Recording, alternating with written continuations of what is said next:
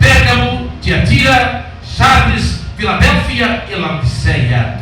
Éfeso representa a era da igreja apostólica, igreja poderosa.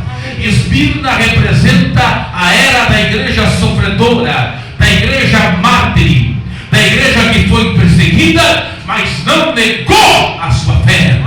Pérgamo representa a era da igreja que se uniu com o Estado e começou a perder a sua essência, porque a igreja não depende do homem, a igreja depende do poder do Espírito Santo. Tiatira representa a igreja imperial, a igreja que começou ali, a igreja que começou a ser governada pelo império. Depois nós temos Sardes, a igreja que tinha nome de viva, mas era morta. Representa a igreja do tempo da reforma, porque daí começou nessa igreja morta, Deus começou a levantar homens como Johannes, como Jerônimo Savonarola, como John Wycliffe na Inglaterra. Deus começou a levantar homens, porque nunca houve na história, mesmo em época de decadência espiritual, Deus sempre teve o seu remanescente para fazer a diferença, irmãos. Deus nunca perdeu para o diabo e nunca vai perder. Mesmo na época de crise, Deus sempre tem alguém para usar na terra.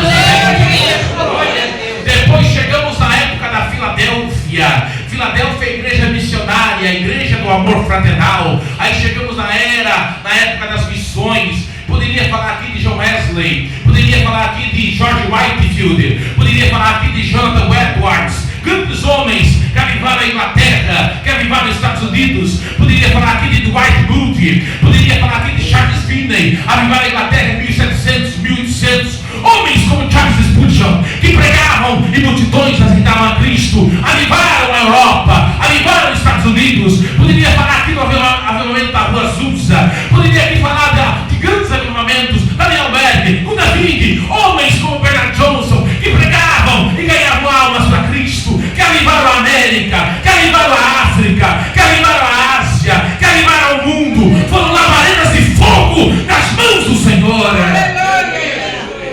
Você é Filadélfia, você é a igreja missionária, você é a igreja do amor fraternal.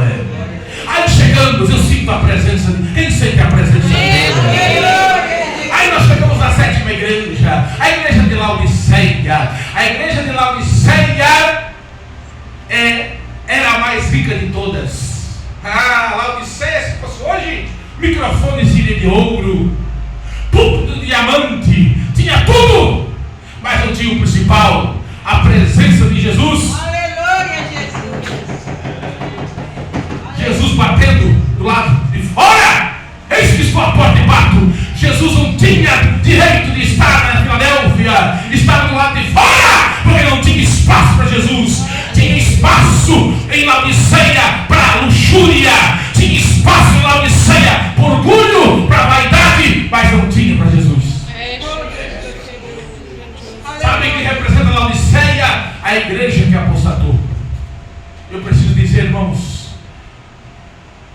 que alguns dizem que nós estamos vivendo a época de Laodiceia, a igreja que apostatou.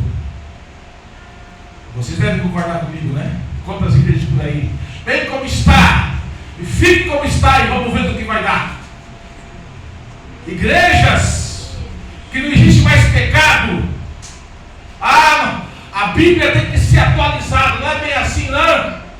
Isso era só para a época. Não. Pecado continua sendo pecado. Aquilo que a Bíblia condena continua sendo ainda a mesma coisa.